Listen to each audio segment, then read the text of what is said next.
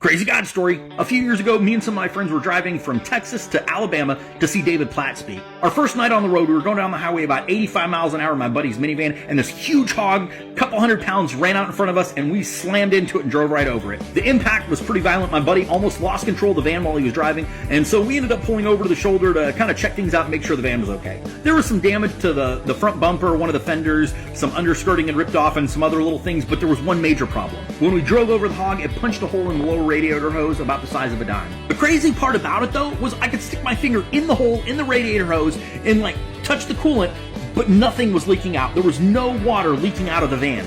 I've been a mechanic for 20 years and I've never seen anything like it. The only explanation I can think of is that God kept the water from coming out. We were able to get to a place to stay that night without any coolant leaking out of the van. Things got even crazier the next morning. I wanted to find a parts store so we could replace the hose, but when I checked on it, the hole had closed up. God miraculously took care of us.